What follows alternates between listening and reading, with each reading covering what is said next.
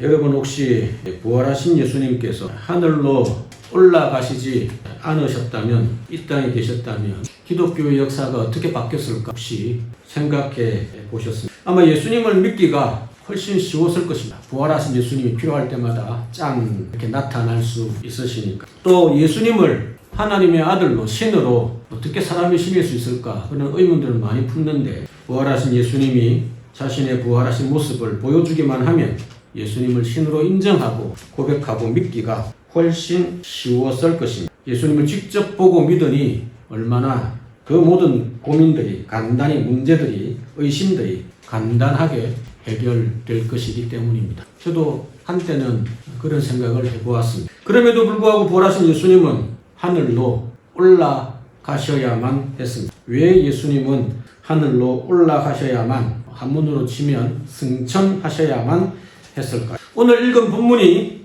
이 질문에 대한 중요한 힌트, 왜 예수님이 올라가셔야만 했는가 힌트를 알려주고 있습니다. 지금까지는 예수님께서 직접 하시는 사역식이었고, 이제는 그 사역이 다 완성되었기 때문에 이제부터는 제자들이 그 사역을 감당해야 할 사명이 때문입니다. 물론 다른 이유들도 많이 있습니다. 예수님의 구속 사역이 완성되었기 때문이기도 하고, 예수님께서 승천하셔야 성령 하나님이 본격적으로 이 땅에 임재하셔서 그 사역을 제자들과 함께 감당할 수 있도록 도와주실 수 있기 때문입니다. 그래서 오늘 본문은 기독교 역사, 교회 역사에 있어서 가장 중요한 전환점, 대전환점이라 부르기도 합니다. 예수님께서 사역을 마감하고 새로운 성령의 시대, 성령님께서 본격적으로 자신의 모습을 드러내고 교회의 전면에 서서 제자들과 함께 사역하는 시대가 시작되기 때문입니다. 그러나 제자들은 이 사실을 전혀 알지 못했습니다. 어려운 말로 인식하지, 심지어 오늘 본문의 제자들은 예수님께서 하늘로 올라가시기 위해 제자들을 불러 모았는데 왜 모았는지 알지도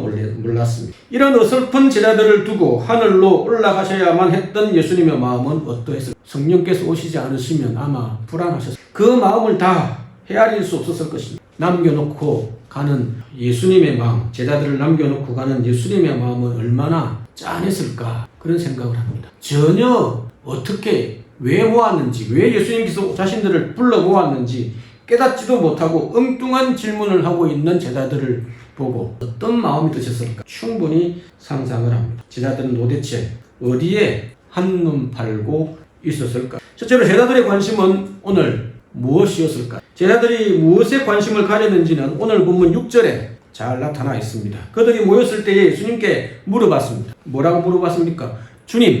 주님께서 이스라엘 나라를 회복하심이 지금입니까? 이때입니까? 라고 질문했습니다. 제자들의 관심이 부활하신 예수님께서 이스라엘을 언제 회복할 것이냐, 이스라엘이란 나라를 언제 회복할 것이냐 하는 것이 관심이었습니다. 왜 이런 생각을 하게 되었을까? 부활하신 예수님께서 구약에서 예언된 메시아라는 확신이 이제 드디어 생겼기 때문입니다. 예수님께서 하신 말씀도 있고 구약에 이렇게 예언된 말씀들이 나를 향한, 나의 이 죽음과 부활 사건을 향한 예언이다. 그것이 그대로 성취되었다. 내가 구약에서 말씀한, 기다리라고 했던 그 메시아다 라는 것을 예수님께서 가르쳤고, 제자들 또한 그런 확신이, 부활하신 예수님을 보니 확신이 들었기 때문입니다. 그래서 아마 이런 생각을 했을지도 모르겠습니다. 예수님께서 죽음을 이기고, 어떤 사람도 죽음을 이기지 못했는데 죽음을 이기고 부활하셨으니 이제 드디어 뭔가 할 수 있겠구나. 이스라엘을 로마의 식민지로부터 해방시키고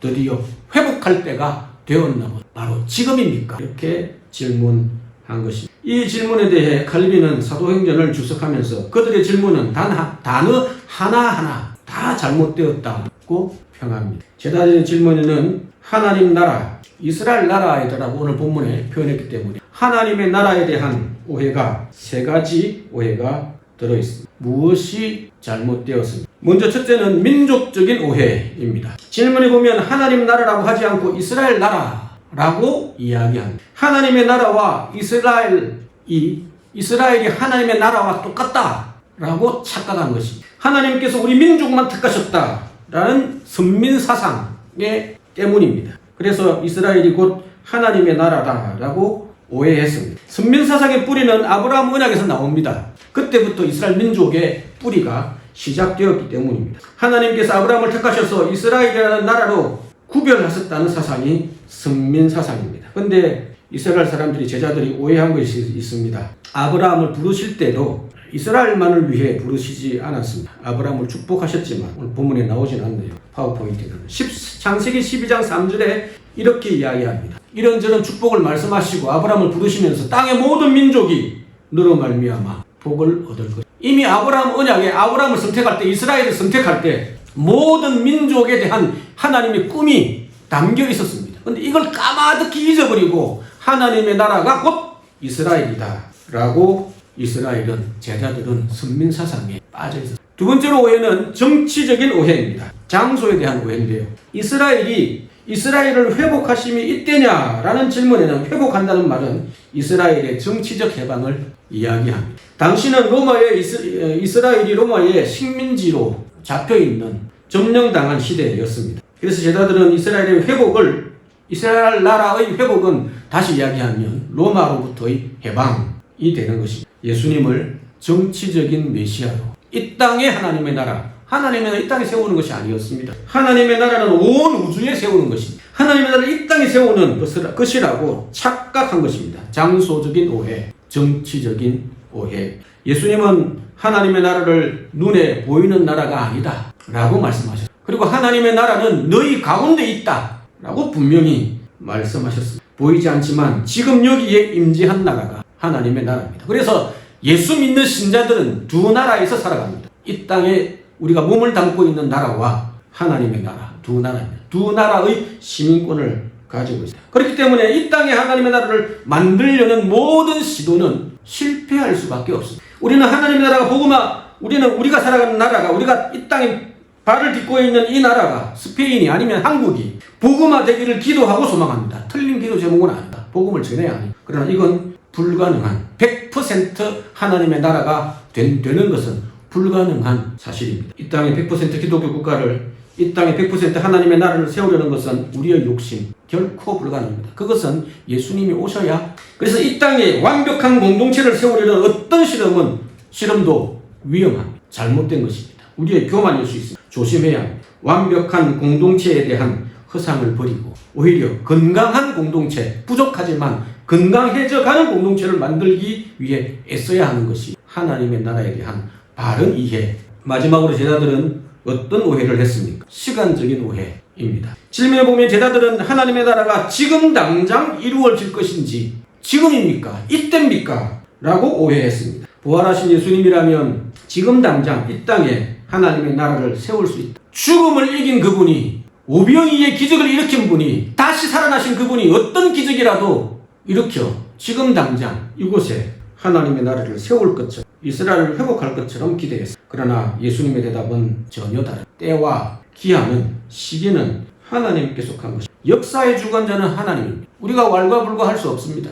우리는 시간을 앞당길 수도 늦출 수도. 예수님은 때와 시기는 하나님의 권한이고, 우리가 정작 관심 가져야 할 것들은 때와 시기가 아니라 지금 우리가 해야 할 사명이 무엇인가에 대한 부분이라고 꼬집어 말씀하셨습니다. 무슨 뜻입니까? 하나님의 나라가 언제 이루어지느냐 하는 것은 우리가 관심 가질 필요가 없습니다. 그건 하나님께서 알아서 하실 문제입니다. 언제 종말이 있느냐, 언제 하나님의 나라가 회복되느냐, 언제 예수님께서 재림하느냐, 그 중요한 것이 아닙니다. 우리가 해야 할 것은, 지금 우리가 해야 할 것은 오늘 본문에 의하면 오직 성령이 임하시면 너희가 권능을 받고 예루살렘과 사마리아와 유대와 땅끝까지 이르러 복음의 증인이 되는 것이 우리가 가져야 할, 예수님이 가지셨던 관심이요 사명입니다. 여러분은 나에게 어떤 사명이 있는지 관심 가지셔야 합니다. 고민해야 합니다. 아무 이유 없이 태어난 물건과, 만들어진 물건과 태어난 사람은 없기 때문입니다. 여러분이 고무줄로 뭘 만들든지 그림을 그리든지 이유 없이 그립니까? 뭔가 목적, 이유, 동기가 있기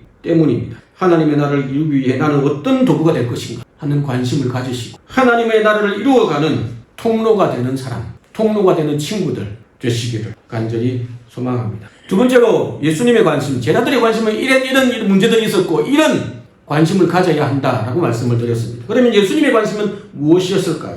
예수님의 관심을 분명히 알기 위해서는 앞구절을 확인할 필요가 있습니다. 사도행전 1장 앞부분이죠. 1장 3절입니다. 그가 고난받으신 후에 또한 그들에게 확실한 많은 증거로 친히 살아계심을 나타내사 40일 동안 그들에게 보이시며 예수님이 말씀하신 전부의 주제, 한마디로 요약하면 하나님 나라 일을 제자들에게 말씀하셨다. 예수님의 관심은 하나님의 나라, 하나님의 나라의 일, 하나님의 나라의 사역. 도대체 예수님께서 제자들에게 가르치신 하나님의 나라의 일이란 과연 무엇일까요? 하나님의 나라의 일, 하나님의 나라의 사역에 대해서 어떤 내용일까요? 오늘 본문에 잘 나오지 않습니다. 그래서 누가복음, 사도행전은 누가복음의 속편이기 때문에 누가복음 마지막 장과 사도행전 이 첫 장을 잘 연결시켜 보면 예수님께서 말씀하신 내용, 하나님의 나라에 관한 일이 무엇인지 조금 힌트를 찾아낼 수 있습니다. 너무 궁금하지 않습니까? 저는 이 예수님께서 제자들에게 가르치신 40일 동안 부활하신 예수님이 승천하시기 전까지 가르치신 내용이 뭘까? 너무너무 궁금합니다. 예수님께서 3년 동안 사역하시면서 가르쳤던, 제자들이 가르쳤던 내용은 다 나오는데 예수님께서 부활하신 이후에 제자들에게 부탁하신 하나님의 나라에 대한 일은 그 내용에 가르치는 내용들은 구체적으로 다 나오지 않습니다. 파편, 쪼가리, 조금씩 흩어져 있습니다. 그래서 너무 궁금합니다. 이걸 찾아낼 방법이 없을까? 왜냐하면 예수님께서 제자들에게 직접 알려주신 원색적인 하나님의 나라의 메시지이기 때문에 이건 오늘 우리에게도 똑같이 의미가 있기 때문입니다. 유효하기 때문입니다. 의미가 있다. 유의미하기 때문입니다. 그래서 누가복음 마지막 장과 오늘 본문으로 부활하신 예수님께서 제자들에게 가르치신 하나님의 나라의 일을 재구성해 보았습니다. 오늘 이 말씀을 드리려고 사실은 제가 누가복음과 사도행전을 너무너무 좋아합니다. 오늘 이 시대를 살아가는 교회들에게, 성도들에게, 제자의 후예들에게 예수님께서 부활하신 예수님께서 이것을 말씀하셨기 때문입니다. 세 가지로 재구성할 수 있습니다. 요걸 자꾸 하다 보니까 설교가 조금 어려워진 것 같은데 쉽게 하려고 했는데 안 돼서 그냥 포기했습니다. 조금 어렵더라도 한번 들어보십시오. 부활하신 예수님께서 40일 동안 이 땅에 나타나셔서 성천하시기 전까지 가르치신 하나님의 나라의 일, 하나님의 나라의 사역은 세 가지입니다. 자신의 죽음, 자신의 부활, 자신의 성천, 자신의 십자가 사역이 어떤 의미가 있는가, 하나님의 나라에 있어 하는 것을 구약 성경을 이리저리 인용하면서 가르치셨습니다. 그 다음은 자신의 사역을 마감하고 하늘로 올라가시고 나면 이 땅에 남아있는 하나님의 나라가 어떻게 진행될 것인가. 두 번째 그림입니다. 하나님의 나라에서 성령님의 위치, 성령님의 사역의 의미, 성령님께서 어떤 일을 감당하실까. 이제 본격적으로 성령께서 사역하실 시대가 되었다. 아버지께서 약속하신 그 성령이 내가 올라가야 주어진다. 그 얘기를 하나님의 나라의 일, 큰 그림을 두 번째로 말씀. 세 번째로는 하나님의 나라에서 제자들의 삶. 그러면 너희들은 뭐하냐? 내가 구원하고 내가 죽고 부활하여 성천하심으로 구원 사역을, 복음 사역을 완성했는데 이제 너희들은 뭐하냐? 성령님과 함께 복음을 전하고 하나님의 나라를 확장시켜 가야 할 것들이 너희들의 일이다. 전체 그림을 그리셨습니다. 이렇게 간단하게 말씀을 드리고 조금 더 자세하게 설명을 드리겠습니다. 이런 설교를 한 번도 못 들어봤습니다. 좀 어렵기도 하고 복잡하기도 하지만 이게 있어야 오늘 우리가 이곳에 왜 교회를 세우는지 그 이유를 알 수 있기 때문입니다. 오늘 내가 왜 말씀을 읽고 기도하고 예수님의 제자로 살아가야 하는 이유를 여기에서 찾을 수 있기 때문입니다. 하나님의 나라에서 예수님의 위치는 무엇입니까? 하나님 나라의 왕이신 예수님께서 죽으시고 부활하시고 성천하시는 사역에 대한 설명입니다. 예수님의 죽음과 부활이, 예수님의 성천이, 예수님의 사역이 하나님의 나라에서 어떤 의미가 있느냐 하는 것을 가르쳤습니다. 예수님은 하나님 나라의 왕입니다. 그 왕을 받아들이면 하나님의 나라의 백성이 되는 거죠. 그것을 우리는 영접합니다. 구원받는다. 예수님을 믿는다 라고 이야기합니다. 어디에 그 내용이 나옵니까? 어떻게 그것을 재구성할 수 있습니까? 누가복음 24장에 나옵니다. 모세와 모든 선지자의 구약 성경의 주권을 시작하여 모든 구약 성경에 쓴 바 자기 자신에 관한 자세한 내용들을 제자들에게 설명하셨다. 엠마오로 가는 제자들이 예수님의 모여있는, 다락방에 모여있는 예수님의 제자. 그리고 또 44절 45절에 이야기합니다. 이르시되 내가 너희와 함께 있을 때 너희에게 말한 바 곧 모세의 율법, 모세의 오경이주, 창세기, 출애굽기, 선지자의 글, 이사야서 이런저런 것들.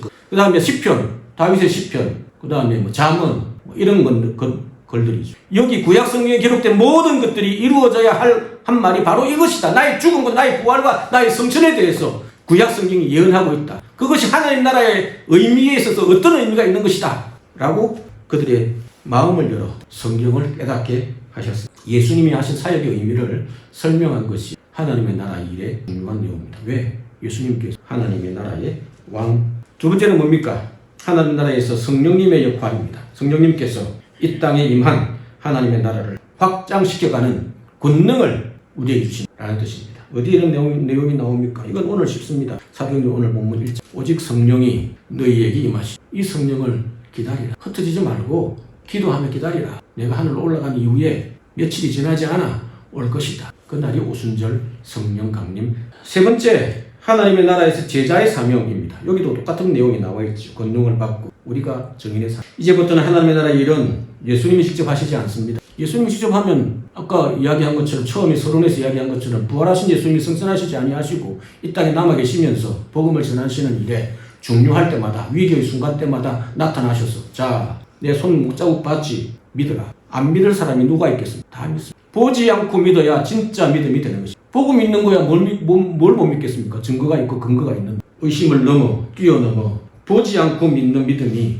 진짜 믿음이기 때문입니다. 그래서 하나님 나라의 제자들을 통하여 예수님은 우리가 복음을 전하는 우리를 복으로 사용하시기를 기뻐하시는 시대가 되었다라는 것입니다. 이게 부활하신 예수님의 주요한 관심입니다. 제자들은 딴 생각을 하고 있습니다. 왜 이렇게 딴 생각을 하고 다른 모습이었을까? 예수님은 하나님의 나라의 큰 그림을 직접 디자인하시고 완성하시고 이끌어가시는 분이시고 그리고 그것들을 바톤 터치하고 성령을 보내주시는 분이시기 때문입니다. 저는 이런 예수님의 관심을 예수님의 역사의식이라고 이름을 붙이고 싶습니다. 예수님의 역사의식이란 무엇입니까? 예수님은 하나님의 나라를 어떻게 이해하고 성경에 제시된 하나님의 나라의 그림을 요약하면 이렇습니다. 에덴 동산에서 시작된 하나님의 나라는 아담의 불순종으로 태어날 때부터 악한 마음을 가진 인간으로 태어나게 되었습니다. 그래서 사람이 하려는 모든 것이 어릴 때부터 하나님께 불순종하고 자기 생각에 옳은 대로 살아갑니다. 하나님 없는 삶을 살아가게 되어 있습니다. 그래서 사랑의 하나님은 노아를 통해 아브라함을 통해 이 땅에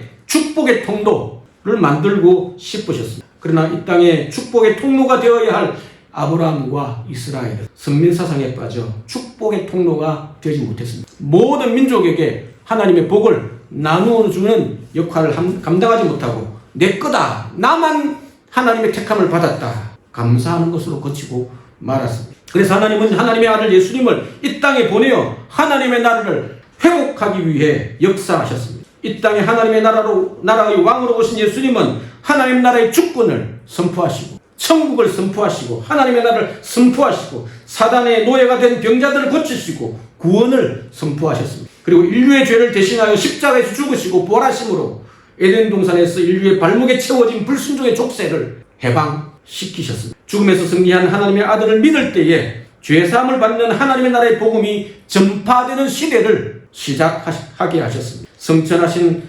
예수님을 대신하여 이 땅에 성령님께서 오셨습니다. 그 성령님은 제자들이 정인의 사명을 이루어갈 수 있도록 끝까지 도울 것입니다. 이것이 부활하신 예수님께서 제자들에게 가르치셨던 하나님 나라의 전체 그림입니다. 왜 재미도 없는 딱딱한 이 하나님의 나라의 전체 그림을 알려드려야 할까? 우리가 다시 기억해야 할까요? 분명히 해야 할까요? 왜 제자들도 오해했던 하나님의 나라의 큰 그림을 우리가 다시 고민해야 할까요? 왜냐하면 이 말씀을 하신 예수님께서 하늘로 가신 지 이미 2000년이 지나 버렸기 때문에 우리 또한 그 사명이 흐릿해졌기 때문입니다. 수많은 성도들이 인생의 방향을 잃어버리고 나를 구원하신 예수님의 은혜, 큰 그림을 잃어버리고 하나님의 나라의 그림을 잃어버리고 자기 생각에 옳은 대로 살고 있기 때문입니다. 오늘 말씀을 통해서 우리의 삶의 방향이 어디로 가는지 그 방향을 설정하고 주님을 위해 하나님의 나라를 위해 살아가는 우리 모두가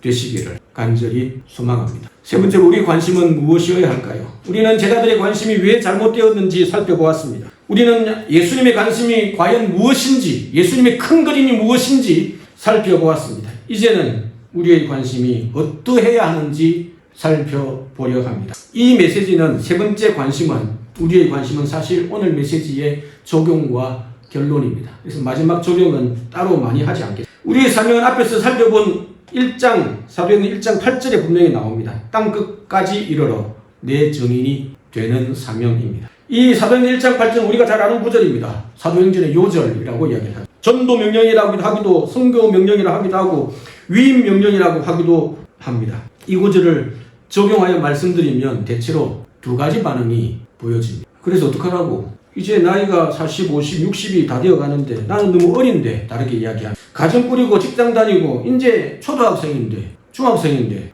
어떡하라고? 내가 뭘 할 수 있는데 이제 어떻게 삶을 바꿀 수 있냐? 가정도 꾸리고 인생을 마감해야 할 위험한 시기인데 이런 반응이 있을 수 있어요. 지금까지 살아온 거 다 포기하라가 아닙니다. 다른 태도로 가시면 됩니다. 그 다음 반응은 교회에서 항상 들었던 전도와 선교에 대한 말씀 아니냐. 너무 잘 아는 말씀 아니냐. 전도하라는 말씀. 같은 말이지만 다른 의미. 그걸 잘 알고 있긴 한데 전도하라는 말씀 잘 알고 있긴 한데 그게 사실 쉽지가 않지 않습니다. 목사님도 해봐서 알지 않습니다. 라는 반응입니다. 저는 오늘 다른 관점에서 정인의 사명을 적용하려 합니다. 먼저는 하나님의 나라에 대한 바른 이해가 필요합니다. 하나님의 나라가 어떤 의미냐 하는 것을 알아야 전도만이 아니라 우리의 모든 일상의 삶, 공부도, 직장생활도, 가정생활도 의미가 있어지기 새로운 관점. 교회에서는 보통 그렇게 가르치죠. 전도해라, 선교해라. 이게 하나님께 주신 사명이다. 맞습니다. 틀린 말은 아니에요. 그것만은 아니에요. 우리 전도만 해야 합니까? 선교만 해야 합니까? 아니지 않습니까? 우리한테 여러 가지 관심과 재능을 다 주셨어요. 그건 도대체 어떤 의미가 있습니까? 그걸 이해하기 위해서는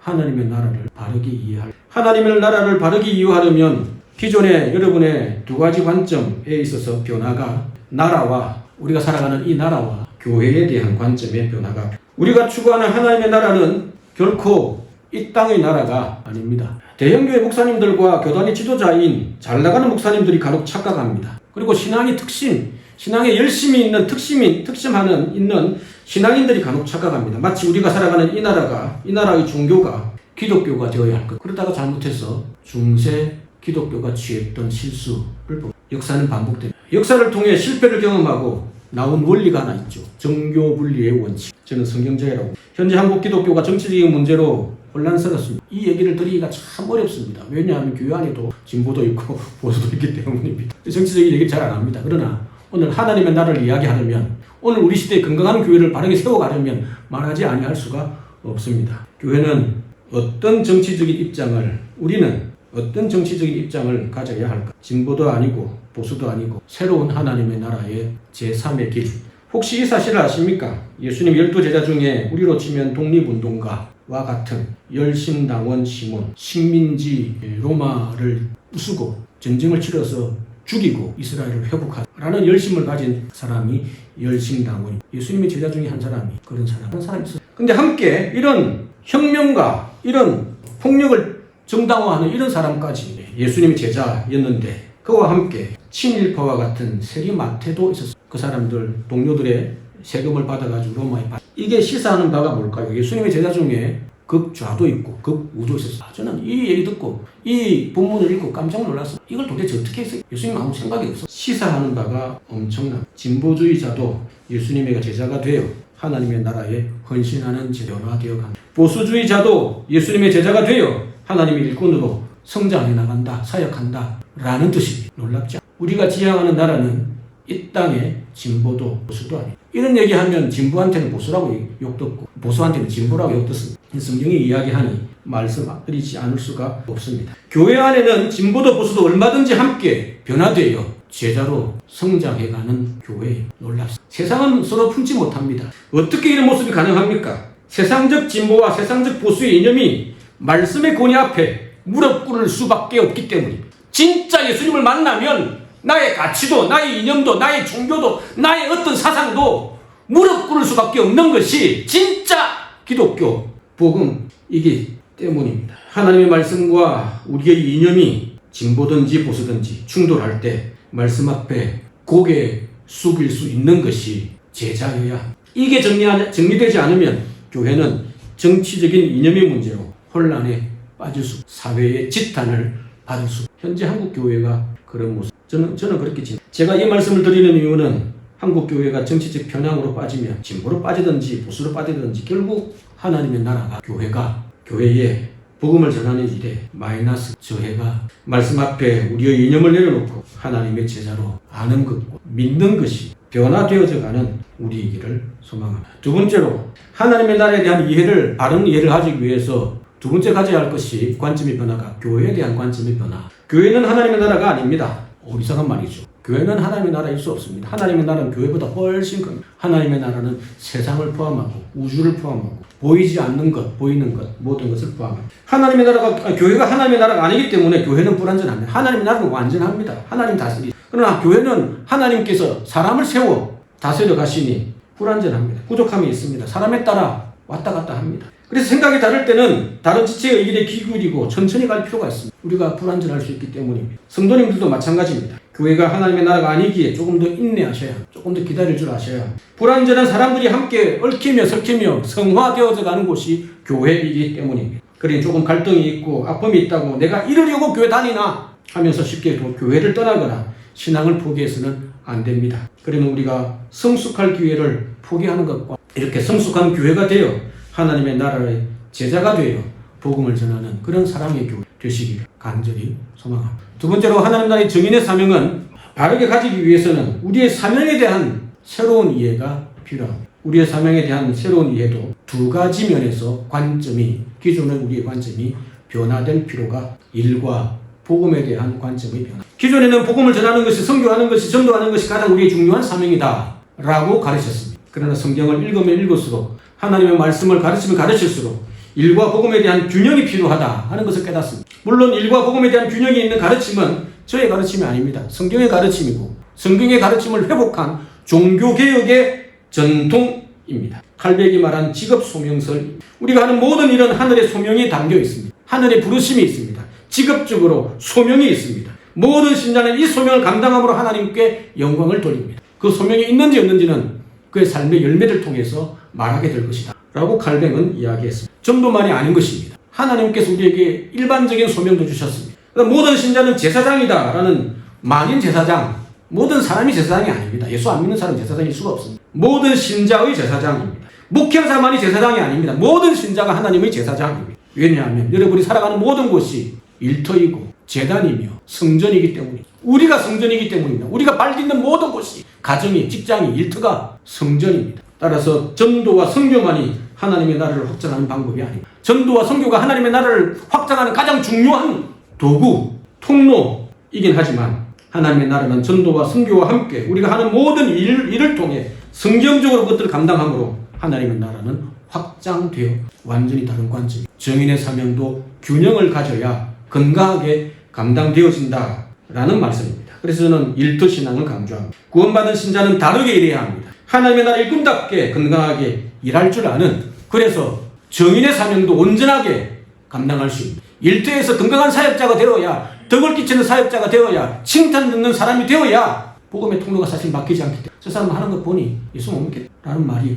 안 나오기 때문입니다. 그 다음은 가정과 교회에 대한 관점에 관한, 가정이 먼저입니까? 교회가 먼저입니까? 교회 사역 열심히 하고 복음을, 신앙생활 좀 열심히 하려고 보면 항상 이게 걸리기 때문입니다. 복음을 전하는 사명 때문에 가정을 희생해야 합니까? 결코 그렇지 않습니다. 저는 이 문제가 선택의 문제가 아니라고 봅니다. 이거는 함께 감당해야 할 우선순위, 질서의 문제, 똑같이 가져야 할 문제입니다. 상호 보완적인 협력의 관계, 어느 하나만 선택하고 어느 하나는 포기하는 것이 아니다 하는 것입니다. 왜냐하면 가정은 최초의 선교지입니다. 부모는 자녀에게 신앙을 전수할 책임이 있습니다. 부모는 자녀를 제자 삼아야 할 땅끝이 제일 가까이 있는 가정입니다. 저도 저희 자녀들을 어느 정도는 훈련을 시켰는데 이 대학생이 되고 나서부터는 쉽지가 않아요. 동의를 구해야 되거든요. 모임 할래? 어떻게 할래? 이야기를 하고 허락을. 그냥 일방적으로 하면 진행되지 않습니다. 자녀에 대한 제자 교육은 평생 가야 할 거예요. 올리버 저희 교회가 제공하는 가정예배 자료집으로 건강한 가정사역을 잘 감당하는 선교사가. 그럼 교회는 무엇입니까? 개인과 가정이 협력해서 하나님 나라의 복음을 전하는 공동체가 교회입니다. 교회가 바르게 세워질 수 있도록 부모님이 첫 번째 선교의 사명을 자녀들에게 감당할 수 있도록 도와주는 것이 교회입니다. 그리고 또한 그런 교회들이, 그런 가정들이 잘 모여 정인의 사명을 함께 잘 감당할 수 있도록 훈련하는 곳이 바로 교회입니다. 이처럼 건강한 가정이 건강한 교회를 만들고, 건강한 교회가 건강한 가정을 세우며 파송하는 곳이 서로의 역할 감당. 교회와 가정은 마치 복음을 전하는 정인의 사명을 감당하는 수레의 두 바퀴와 비슷한, 우리 가정을 향한 복음의 사명, 우리 교회를 향한 복음의 사명을 잘 훈련하고 감당하는 그런 저와 여러분이기를 소망합니다. 말씀을 마무리하려고 합니다. 오늘은 하나님 나라의 왕이신 예수님의 관점에서 하나님 나라의 큰 그림, 예수님이 제자들에게 보여주시고자 했던 사역의 큰 그림이 무엇인지 살펴보고, 이제 하나님 나라의 공은 예수님의 손에서, 제자들의 손에서 우리에게 넘겨졌습니다. 우리는 2000년이 지난 지금 여기에서 우리에게 주신 하나님 나라의 정의의 사명을 온전히 잃어버리지 않고 감당하고 있습니다. 아니면 개인과 가정의 일로 인해 우리의 관심이 자신에게만, 가정에게만, 다른 곳에 빼앗긴 것은 혹시 아닙니까? 아니면 교회의 건강하지 못한 모습으로 인해 복음에 걸림돌이 되고 있는 것은 혹시 아닙니까? 잃어버린 사명을 회복하기를 소망합니다. 성령의 능력을 덧입어 하나님 나라의 사명을 온전히 감당하는 개인과 가정과 교회 되시기를 주의 이름으로 간절히 소망합니다.